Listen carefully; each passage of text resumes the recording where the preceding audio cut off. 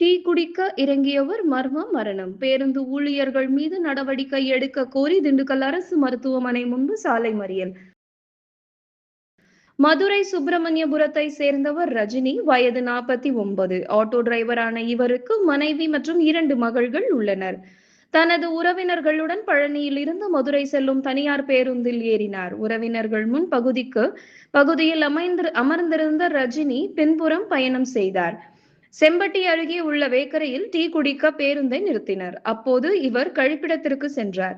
திரும்ப வருவதற்குள் பேருந்தை எடுத்துவிட்டனர். இதனால் அதை துரத்தி கொண்டு சென்ற ரஜினி தவறி விழுந்து உயிரிழந்தார். இது குறித்து செம்பட்டி போலீசாருக்கு அக்கம் பக்கத்தினர் தகவல் தெரிவித்தனர்.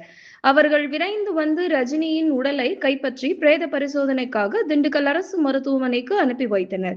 இது குறித்து தகவல் அறிந்ததும் குடும்பத்தினர் மற்றும் உறவினர்கள் இன்று திண்டுக்கல் அரசு மருத்துவமனைக்கு வந்தனர்.